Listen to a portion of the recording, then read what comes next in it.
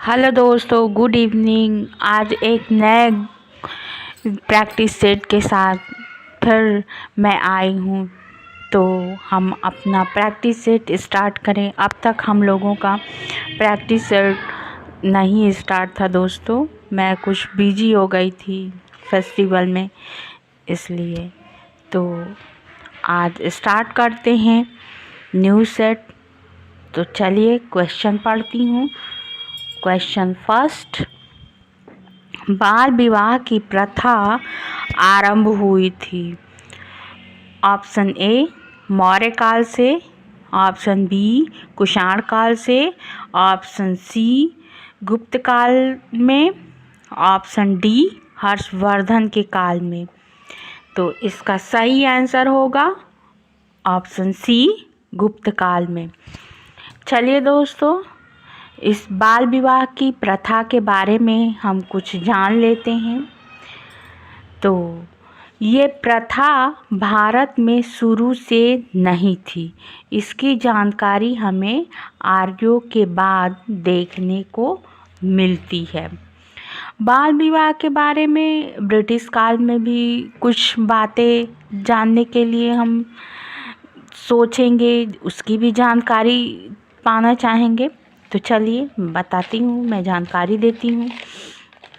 इसे शारदा एक्ट कहा गया क्योंकि 1927 में इसे राय साहेब हरविलास शारदा ने इंट्रोड्यूस किया था। एक्ट में पहले लड़की की शादी के लिए न्यूनतम आयु 14 वर्ष रखी गई और लड़कों की आयु 18 वर्ष रखी गई। और ये 1 अप्रैल 1930 को ये कानून पूरे ब्रिटिश भारत में लागू हो गया।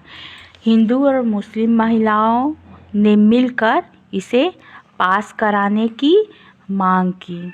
चलिए, इसके बारे में आपने जानकारी तो हासिल कर ली कि इसे शारदा एक्ट भी कहा जाता है, और क्योंकि 1927 में इसे राय साहब हरविलास शारदा ने इंट्रोड्यूस किया था, इसीलिए इसे शारदा एक्ट भी कहा जाता है। इसमें लड़कियों की शादी 14 वर्ष और लड़कों की शादी की उम्र 18 वर्ष रखी गई थी, और 1 अप्रैल 1930 को इसे पूरे ब्रिटिश भारत में लागू करवाया गया था, और इसे हिंदू मुस्लिम महिलाओं ने मिलकर पास करवाया था। चलिए नेक्स्ट क्वेश्चन, नागानंद रत्नावली प्रियदर्शिका नाटकों के नाटककार थे। तो इसका ऑप्शन पढ़ते हैं। Option A Vanabhatta, option B Rajyavardhan, option C Harshavardhan, option D Shashank. तो इसका सही आंसर दोस्तों ऑप्शन सी हर्षवर्धन। कौन सा शब्द विशेषण है?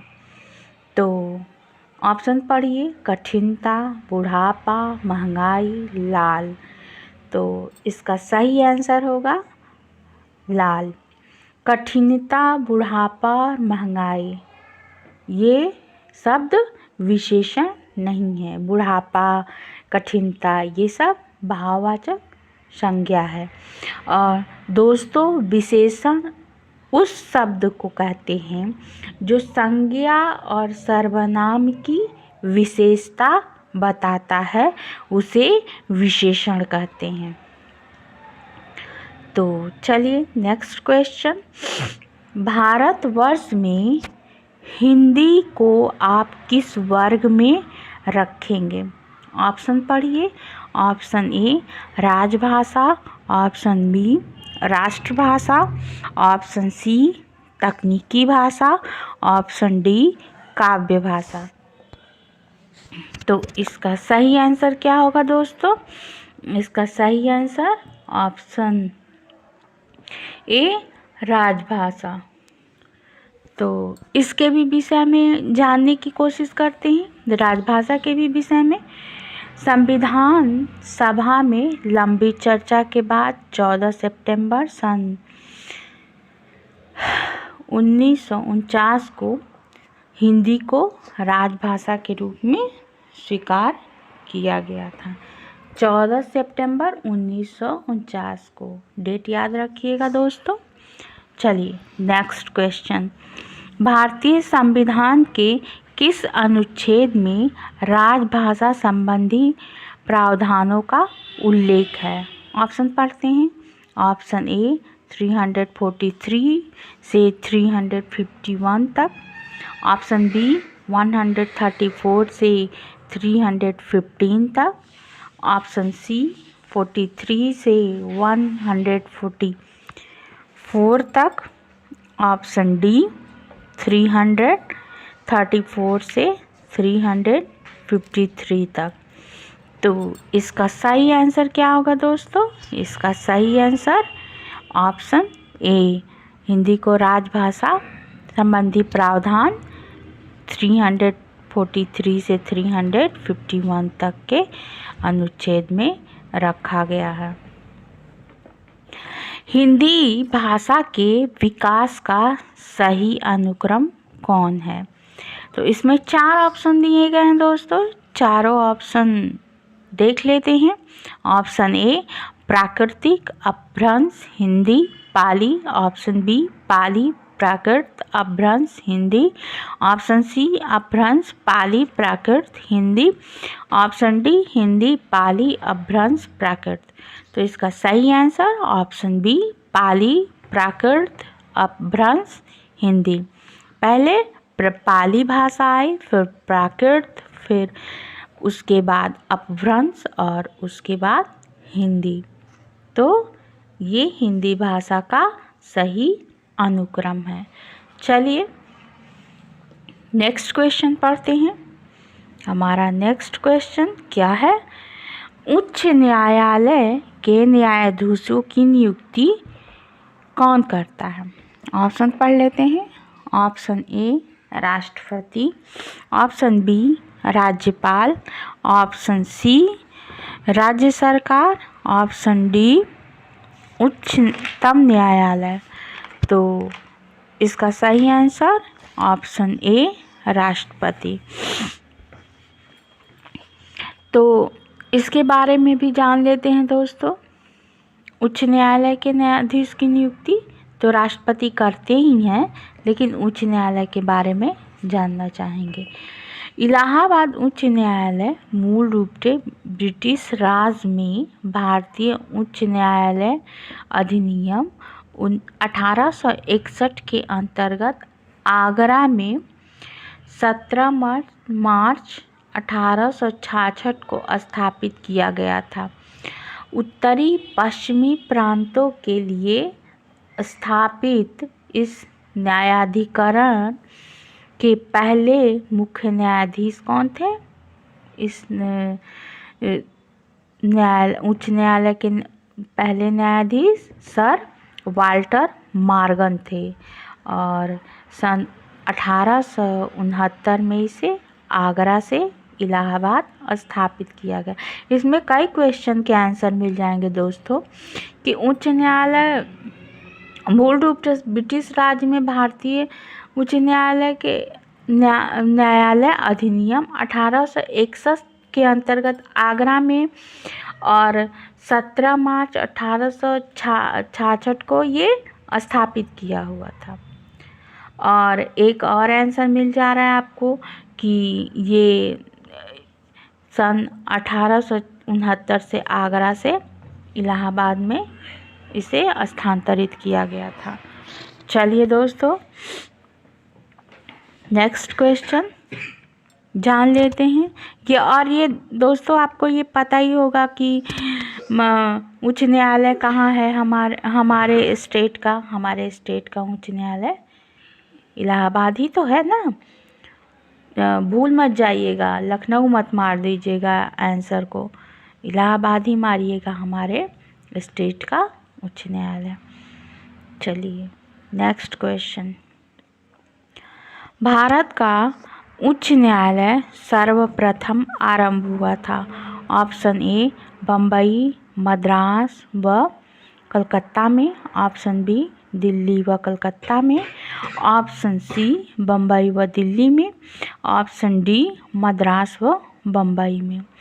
तो इसका सही आंसर क्या होगा? इसका सही answer option A Bombay, Madras और कलकत्ता में। चलिए इसके विषय में भी हम लोग जानना चाहेंगे। बम्बई इसकी स्थापना कब हुई थी? 14 अगस्त 1862 को।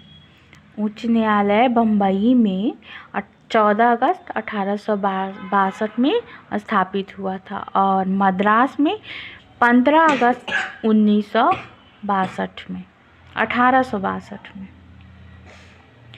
14 अगस्त को बम्बई में और 15 अगस्त को मद्रास में, और सन दोनों का एक ही है 1862। और कलकत्ता में 1 जुलाई 1862 को। तीनों का सन एक ही है, लेकिन सबसे पहले उच्च न्यायालय कलकत्ता में 1 जुलाई 1862 को और बम्बई को में 14 अगस्त 1862, मद्रास में 15 अगस्त 1862। आप 1862 याद कर लीजिए दोस्तों, और तीनों का डेट भी याद रखिए, कभी एग्जामिनेशन में पूछा जा सकता है। नेक्स्ट क्वेश्चन, निम्नलिखित में कौन सी भाषा संस्कृत भाषा की अपभ्रंश है? ऑप्शन पढ़ते हैं। Option A Khari Boli, option B Brajbhasha, option C Awadhi, option D Pali. तो ये क्या कह रहा है दोस्तों? कौन सी भाषा संस्कृत भाषा की अपभ्रंश है? तो संस्कृत भाषा की अपभ्रंश पाली है। नेक्स्ट क्वेश्चन, अधिकतर भारतीय भाषाओं का विकास किस लिपि से हुआ है? ऑप्शन पढ़ते हैं। ऑप्शन ए शारदा लिपि, ऑप्शन बी खरोष्ठी लिपि, ऑप्शन सी कुटिल लिपि, ऑप्शन डी ब्राह्मी लिपि। तो इसका सही आंसर ऑप्शन डी ब्राह्मी लिपि। नेक्स्ट क्वेश्चन, हिंदी भाषा का जन्म हुआ है। ऑप्शन ए अपभ्रंश, ऑप्शन बी लौकिक संस्कृत से, ऑप्शन सी पाली संस्कृत से, ऑप्शन डी वैदिक संस्कृत से। तो इसका सही आंसर ऑप्शन ए अपभ्रंश। नेक्स्ट क्वेश्चन, किस तिथि को हिंदी को राजभाषा बनाने का निर्णय लिया गया? ऑप्शन ए 15 अगस्त 1947, ऑप्शन बी 26 अगस्त 1950 ईस्वी, ऑप्शन सी 14 सितंबर 1949 ईस्वी, ऑप्शन डी 14 सितंबर 1950 ईस्वी। तो इसका सही आंसर, किस तिथि को हिंदी को राजभाषा बनाने का निर्णय लिया गया? ये आपको पहले भी हम डिफाइन किए हैं दोस्तों, उसमें भी मैंने बताया था, लेकिन यहाँ तो क्वेश्चन ही है तो इसमें मैं बता देती हूँ आपको ऑप्शन पता ही है। ऑप्शन सी 14 अगस्त 1949। नेक्स्ट क्वेश्चन, भारत को राष्ट्रीय आय में सर्वाधिक योगदान देता है या है, कुछ भी क्वेश्चन आप समझ सकते हैं। ऑप्शन ए कृषि क्षेत्र का, ऑप्शन बी विनिर्माण क्षेत्र का, ऑप्शन सी व्यापार क्षेत्र का, ऑप्शन डी बैंकिंग क्षेत्र का। तो इसका सही आंसर क्या होगा दोस्तों? तो इसका सही आंसर आपका बी होगा, बी विनिर्माण क्षेत्र। विनिर्माण क्षेत्र के बारे में भी आप जानते होंगे दोस्तों, लेकिन मैं बताना चाहूँगी आपको कि इस शब्द का उपयोग प्रायः औद्योगिक उत्पादन के अर्थ में किया जाता है। इस शब्द का उपयोग औद्योगिक उत्पादन के अर्थ में किया जाता है, जिसमें होता क्या है ये आप समझिएगा, जिसमें कच्चे माल बड़े पैमाने पर तैयार माल में बदला जाता है। जैसे दोस्तों आप ईख तो जानते ही हैं, गन्ने से जब ईख बन जाता है तो वो विनिर्मित हो जाता है। वो एक तो गन्ने के रूप में उसका निर्माण हुआ था, और वो जब वो चीनी के रूप में उसका चेंजिंग हुआ तो वो विनिर्मित हो गया। तो उससे हमारा इनकम और बढ़ जाएगा। और गन्ना तो ये प्राइमरी सेक्टर का सामान है, लेकिन ये चीनी हमारे सेकेंडरी सेक्टर का। नेक्स्ट क्वेश्चन दोस्तों, बैंक की शाखाएं खोलने के लाइसेंस किसके द्वारा दिए जाते हैं? ऑप्शन ए वित्त मंत्रालय, ऑप्शन बी भारतीय बैंक संघ, option C RBI, option D राज्य सरकार। तो इसका सही आंसर क्या होगा? Option C RBI. तो बैंक की शाखाएं खोलने का लाइसेंस आरबीआई देता है। स्थापना 1 अप्रैल 1935 को आरबीआई का स्थापना हुआ था, और इसका कार्यालय कहाँ था? कार्यालय कोलकाता में था दोस्तों जब इसकी स्थापना हुई। लेकिन जब इसका राष्ट्रीयकरण हुआ तो ये 1 जनवरी 1949 को आरबीआई का राष्ट्रीयकरण कर दिया गया था, और इसका कार्यालय यानी मुख्यालय कोलकाता से मुंबई हो गया। और नेक्स्ट क्वेश्चन, हिंदी खड़ी बोली किस अपभ्रंश से विकसित हुई है? Option A Magadhi, option B Ardhamagadhi, option C Sauraseni, option D Braj. तो इसका सही answer option C Sauraseni. Next question, भारतीय रिजर्व बैंक आरबीआई की लेखा वर्ष की अवधि क्या है?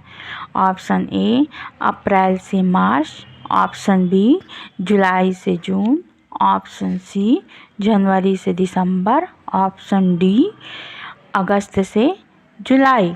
तो इसका सही आंसर ऑप्शन बी जुलाई से जून। चलिए दोस्तों नेक्स्ट क्वेश्चन पढ़ते हैं।